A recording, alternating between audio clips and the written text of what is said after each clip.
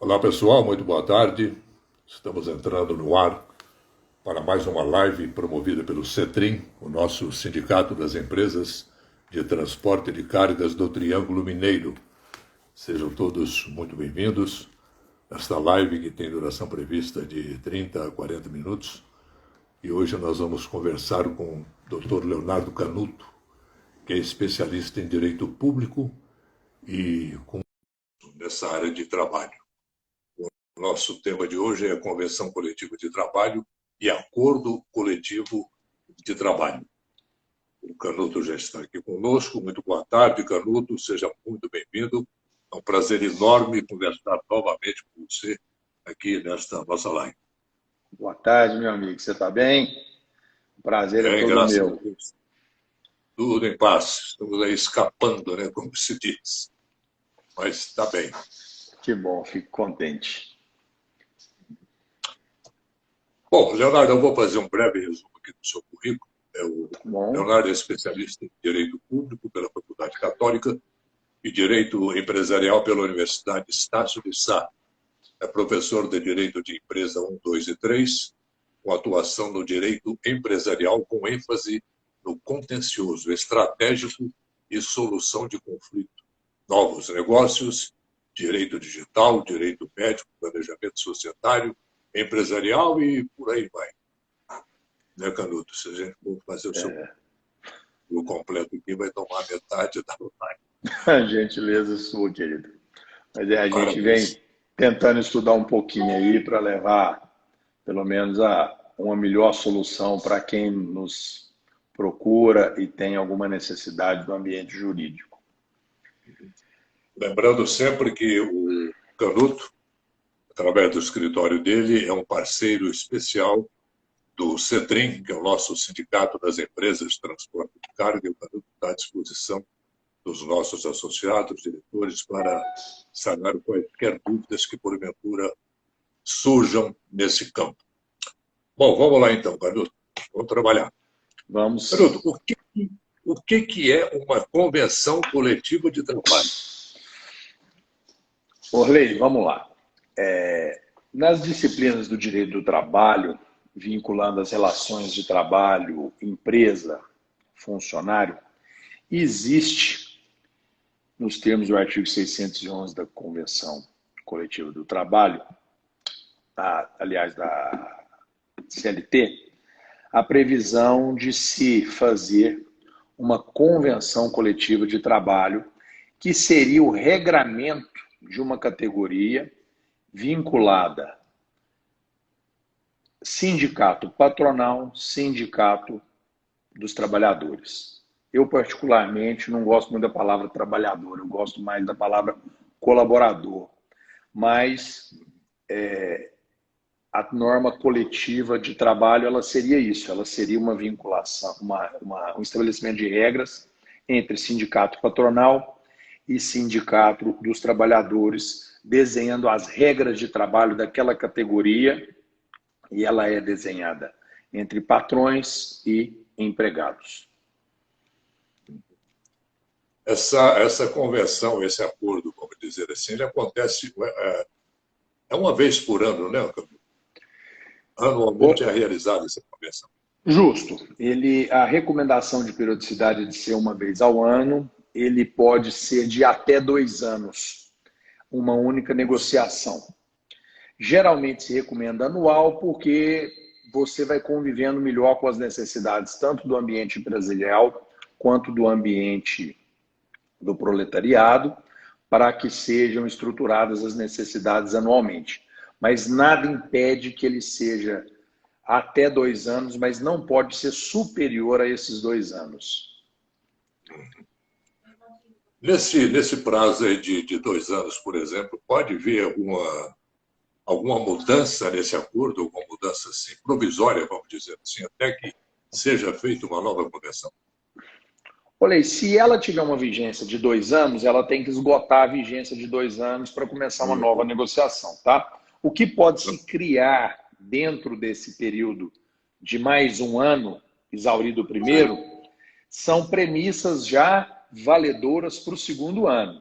Então, vamos dar um exemplo aqui, a atualização do valor salarial. Qual que seria o valor do salário? X reais. No primeiro ano, ajusta 5%, no segundo ano, mais 5%. Isso já pode deixar estabelecido. Nesse momento de pandemia, o que a gente tem visto é surgir soluções que antes nunca haviam sido pensadas.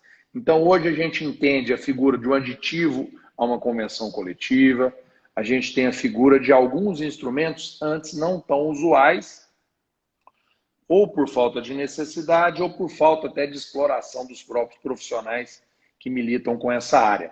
Mas, via de regra, ela vai ser fechada já, Olê. O que pode haver é alguma negociação paralela, mas para atender uma necessidade pontual, tá? Para não, vamos pôr, igual nós tivemos alguns reajustes agora de combustível, de uma forma bem significativa. Então, há pleitos de reajuste da ajuda combustível. Então, pode ser, se os dois sindicatos entenderem por conveniente, se negociar esse tipo de verba. Mas não é uma coisa usual, não, tá? Só em ocasiões extraordinárias, né? Justamente, justamente. Canuto, normalmente, o que é estabelecido nesse tipo de acordo, nessas convenções? Olei, nessas convenções nós vamos ter o que é estabelecido, é o que já está fora da CLT, né? Porque tem coisas que são indiscutíveis, mas nós vamos ter ajuste, piso salarial, benefícios, normas, montagem de jornada de trabalho, porque às vezes uma empresa tem uma peculiaridade de jornada, no segmento de transporte, tanto de carga quanto de pessoas, vamos supor, tem que sair 4 horas da manhã ou tem que voltar 1 hora da manhã. Então, essas jornadas extraordinárias, vamos dizer assim, ela vai ter uma previsão melhor colocada dentro da convenção coletiva ou até mesmo no acordo coletivo, que é um ponto que nós também vamos tratar hoje, mas vai trazer regramento de função, deveres dos colaboradores, ambiente de trabalho, segurança do trabalho, e assim por diante. Então, vai trazer um regramento mais próprio da categoria. Porque se a gente deixar à mercê da CLT, a CLT ela é a lei comum. E no comum, geralmente, não vai estar bem tratado o especial, que é o que a gente precisa, pensando numa relação trabalhador-empresa. As cláusulas sociais, Canuto, como é que a convenção lida nesse aspecto das cláusulas sociais que envolvem seguro e outros detalhes? Então, as cláusulas que a gente denomina sociais, elas são cláusulas vinculadas geralmente a seguro de vida, abono de faltas, ausência de exigência de documentos para comprovar alguma falta, por exemplo, questões de segurança do trabalho, estabelecimento de qualidade no ambiente de trabalho, por exemplo, uma coisa que hoje até é engraçado de se falar, mas fornecimento de banheiro, fornecimento de água, tudo isso foi se desenhado nas negociações de trabalho. Não havia uma previsão, porque a CLT ela é uma consolidação de leis do trabalho. Então, essa consolidação é uma reunião de legislações que haviam esparsas, reuniu-se, criou-se essa convenção, essa consolidação, e dela nos autorizou ter as convenções coletivas. Então, essa convenção coletiva ela vai trazer as cláusulas sociais vinculadas a cada atividade. Então, vamos pensar na convenção coletiva dos motoristas de caminhão. Talvez tenha que se criar um ponto de apoio, talvez tenha que se criar uma condição de um banheiro nas dependências de um cliente que faz um carregamento em pátio, por exemplo, alguma coisa nesse sentido. Isso vai figurar nas cláusulas sociais. Pensa o cara que vai fazer um carregamento, sei lá, numa fazenda, numa floresta, numa lavoura, ele não vai ter um banheiro lá para ele usar. Ele não vai ter um lugar para ele fazer uma refeição. Então, cria-se esses mecanismos para viabilizar esse tipo de atendimento. Entendi. Esses acordos, essas convenções coletivas, Canuto, elas obrigatoriamente elas têm que ter registro no Ministério do Trabalho, né? De acordo com Sim, sua vigência. sim.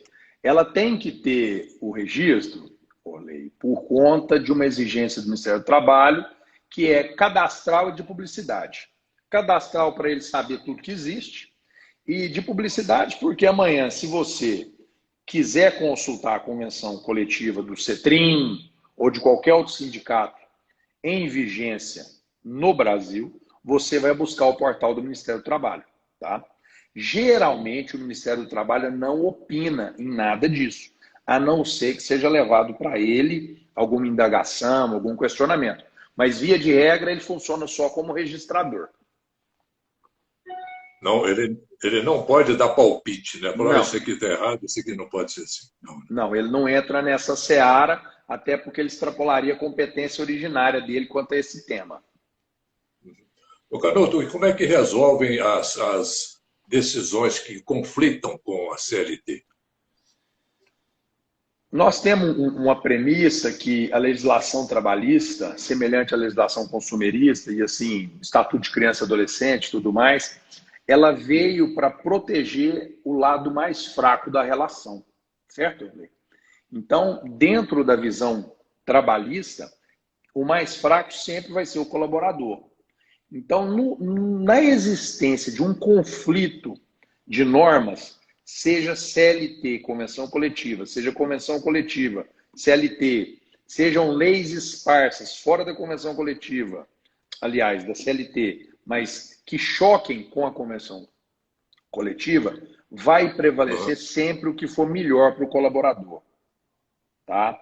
Então, é uma premissa que a gente tenta sempre carregar quando vai negociar convenções coletivas e acordos coletivos, para não fazer uma negociação que infrinja a legislação e amanhã possa ser objeto de discussão.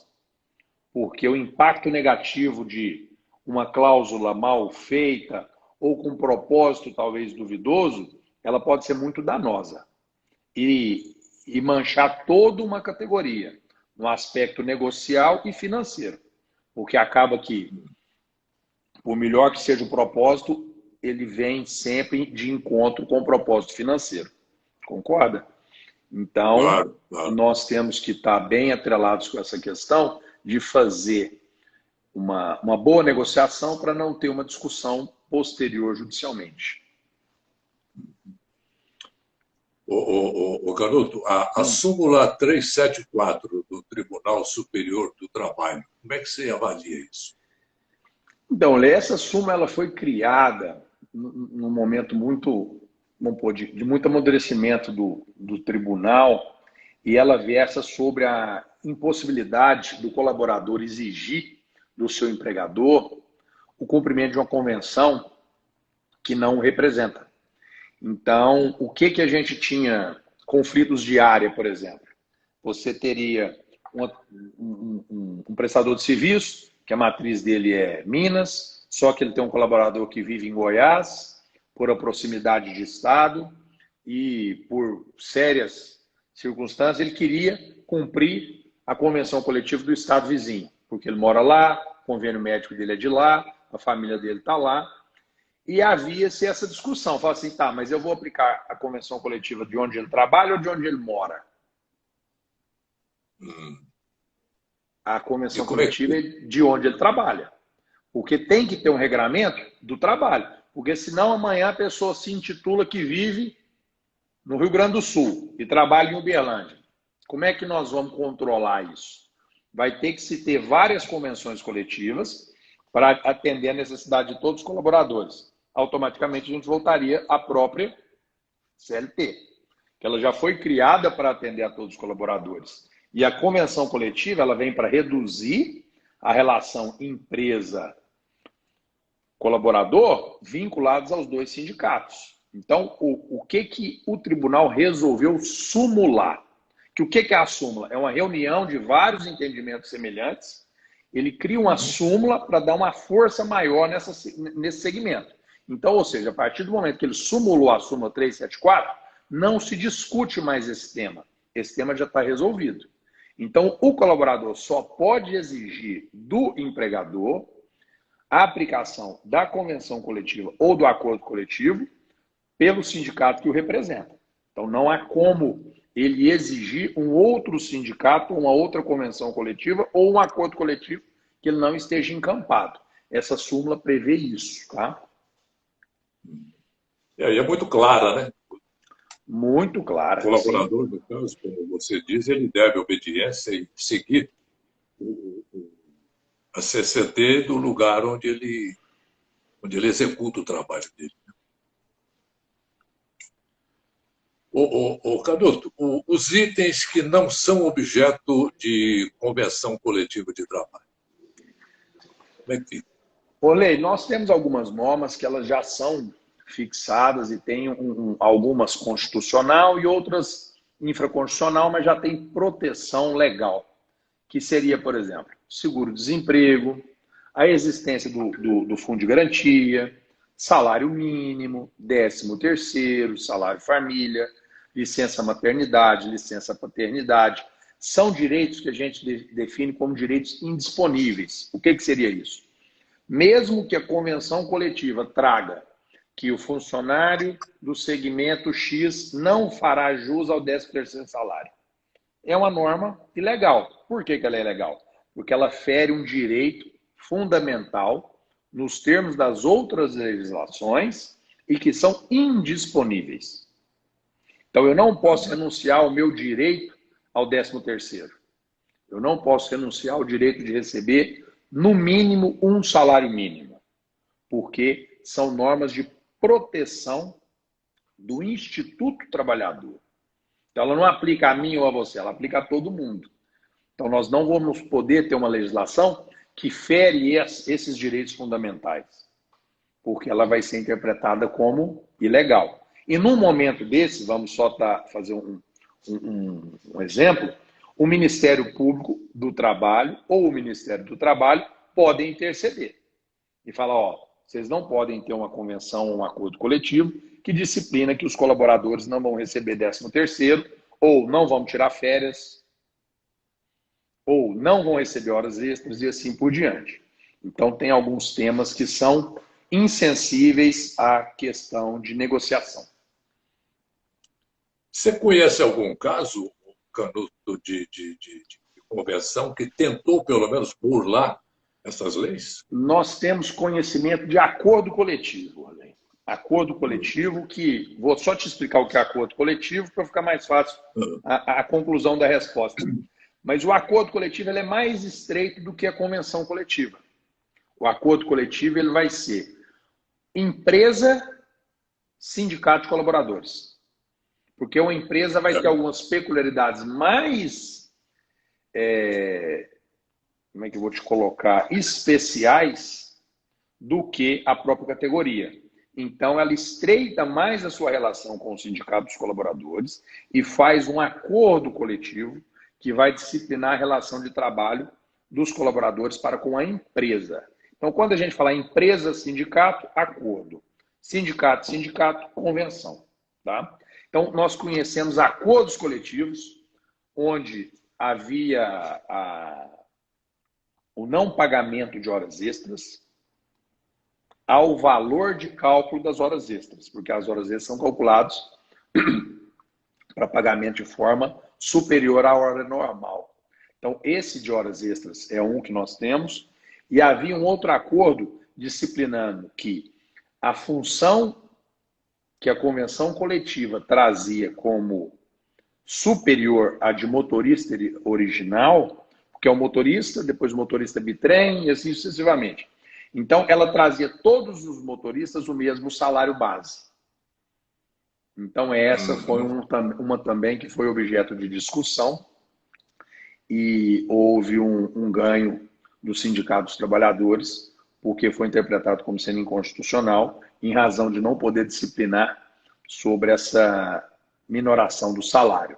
Mas, geralmente, hoje a gente não vai ver nada dessa natureza, porque nós temos muitos órgãos fiscalizando. E outra coisa, todo mundo está muito bem representado. Eu acho que um dos pontos de evolução da sociedade é o grau de representativação de cada uma das categorias. Então, hoje, a categoria dos colaboradores está tão bem representada quanto a categoria dos empresários. A gente entende que vamos supor, uma isonomia salarial para a categoria, nesse caso, claramente é impossível, né? Porque tem, vamos dizer aí de uma forma mais clara, tem um motorista de carreta, esse carretão enorme, tem um motorista de truque, né?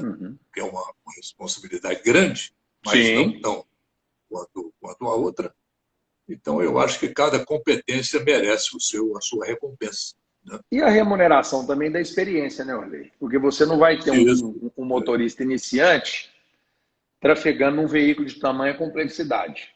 Então, aquele que já alcançou aquela complexidade, provavelmente já tenha 5, 10, 15 anos de experiência, ele não pode receber o mesmo de quem está iniciando na carreira, por uma questão lógica. E isso é de muito simples interpretação. Por isso que acabou que chegou onde chegou. Né? E a tecnologia também, né, Canuto? Isso não está na pauta, não, mas vamos sair aqui. Sim. A tecnologia ela trouxe também algumas especificações, vamos dizer assim, especiais, né, de motorista. Que o motorista hoje, o caminhão hoje moderno, eu vi outro dia aqui numa revenda, um caminhão é um computador. Ah, sim, então, hoje. Então não tem mais aquela história do motorista, o cara que entrou na boleia, pegou o volante e saiu dirigindo. Não é assim mais, né? Hoje o cara tem que ser um técnico, vamos dizer assim, em computação. E nos aspectos de segurança, nós temos muitos itens vinculados a isso, não são objeto de convenção coletiva, alguns até de acordo coletivo, mas você tem a identificação visual do motorista, você tem um veículo que ele tem que fazer exame fracionado, tem detecção de cansaço, tem uma série de instrumentos que tornou muito mais segura a profissão.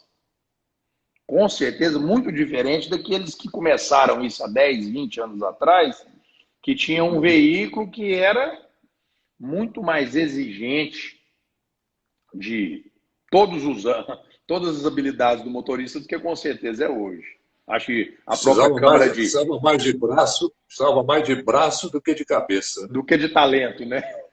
Então, com certeza era muito mais complexo. Mas hoje hoje a tecnologia ela cria sistema de controle de ponto, sistema de controle de tráfego. Hoje nós temos alguns clientes que já nos narraram controle de abastecimento. Então, tem um controle, a pessoa sai daqui, ela tem que estar em Uberaba até tal horário, chega nesse horário, entre tal hora e tal hora, libera o abastecimento. Aí ela tem que estar, por exemplo, até em Ribeirão Preto, em tal hora. Se não tiver dentro daquele horário, ativa um alarme, alguém vai atrás, e assim. Então, essa riqueza de tecnologia trazida para o transporte, com certeza ela tornou muito mais confortável a relação do trabalhador com a empresa. E automaticamente ela vai exigir menos gente e mais tecnologia, né? E para a empresa é uma tranquilidade, né? Também. Sem dúvida. Sem dúvida. O Canuto, o dissídio coletivo de trabalho, dá uma esmiuçada para a gente. O dissídio coletivo, ele é uma solução, vamos pensar assim, onde não se houve um consenso, tá?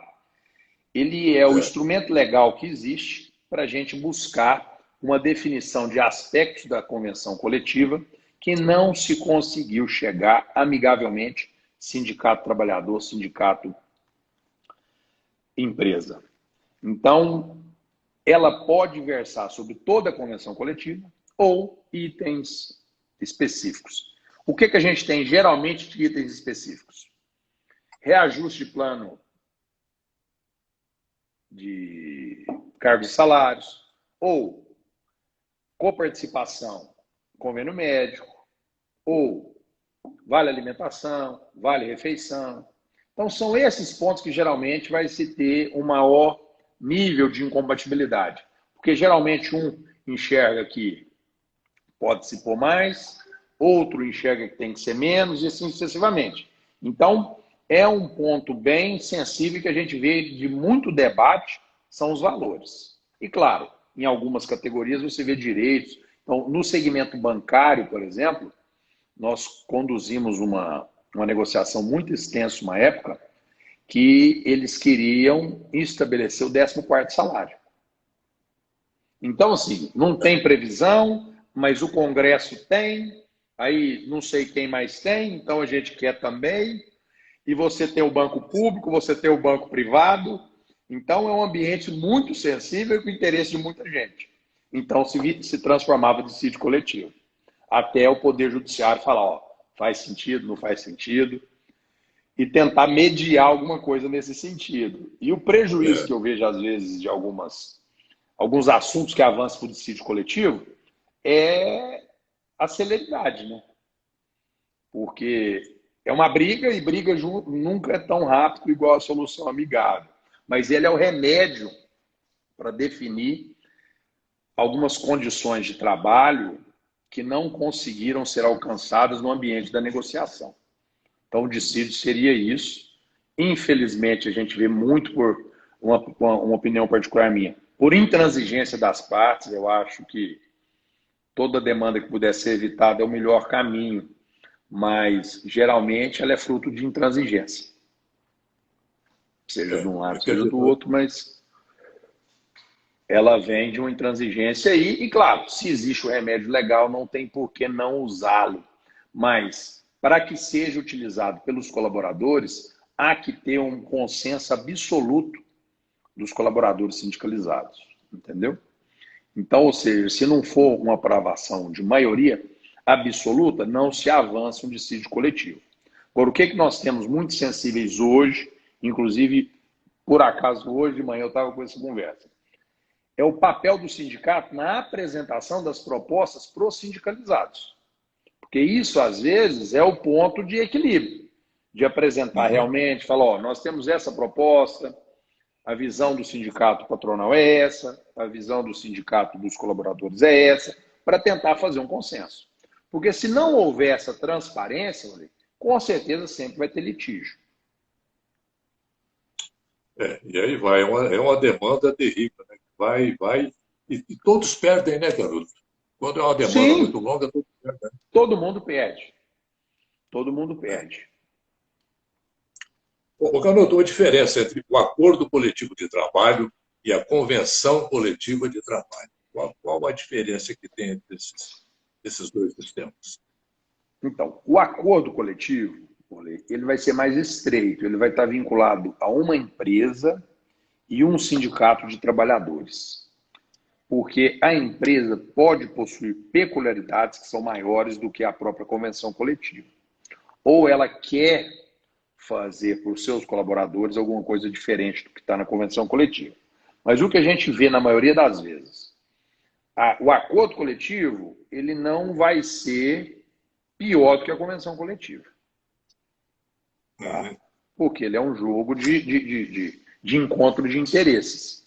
Mas ele é uma negociação.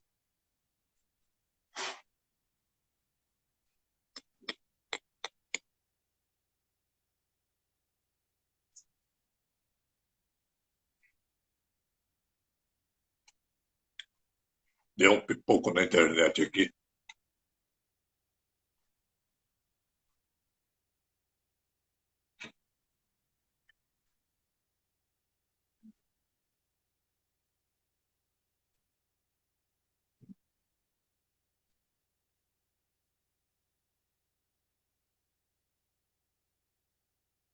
Tivemos um problema aqui na internet, mas já a gente volta com o Canuto. Um assunto realmente muito interessante, interessa bem de perto as empresas, principalmente do transporte de cargas, que é o nosso quintal, de onde a gente está discutindo com mais proximidade.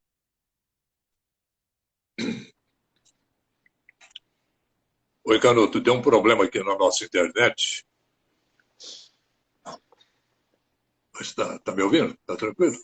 Estou te ouvindo perfeitamente. Perfeitamente. Canuto, decisões do do acordo coletivo e da convenção coletiva, existem casos de conflito nessas decisões? Como é que fica?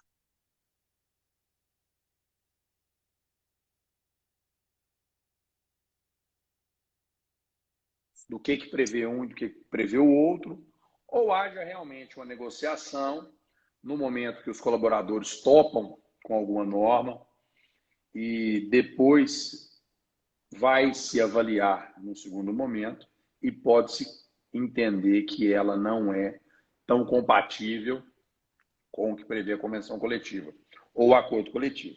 E a premissa maior que a gente tem que adotar é aquela que eu lhe disse anteriormente: o que for mais benéfico para os colaboradores. Então, por isso que a empresa tem que ter o seu grau de maturidade para negociar, para não fazer uma negociação acreditando que vai ser bem sucedida só porque está escrito.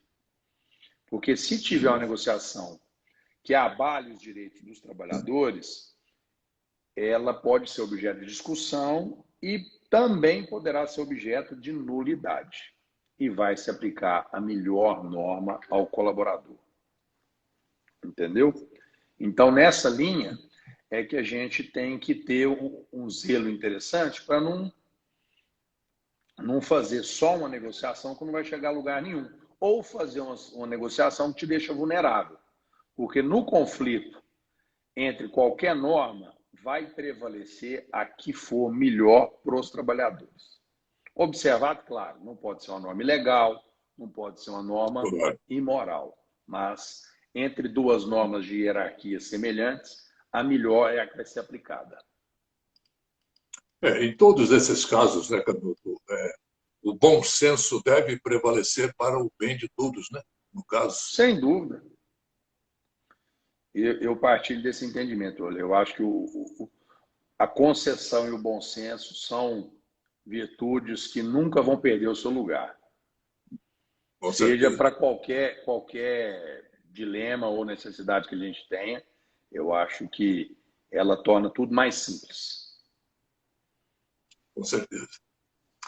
Canuto, infelizmente o nosso tempo está esgotado, mas tem ainda aí um minuto para você tecer as suas considerações finais, por favor. Olê, agradecer mais uma vez a oportunidade, reforçar que nós, à frente do jurídico parceiro do CETRIM, estamos aqui às ordens para todos os membros do sindicato. Vamos nos unir nesse momento tão complexo que nós estamos vivendo aí, de pandemia, de doença, de insegurança, que eu acho que se nós todos caminharmos para o mesmo sentido, com certeza nós vamos conseguir virar esse jogo muito mais rápido. Com certeza. E no que precisar, muito obrigado conosco. Por nada. Muito obrigado, mais uma vez, um prazer. Um prazer muito grande para nós tê-los aqui conosco novamente nesta live do CETRIM. E tenho certeza que em breve o convidaremos novamente para tecer mais comentários sobre esse assunto que realmente é de interesse geral. Muito obrigado. Tá, obrigado a você, a todos que nos acompanham. Até logo.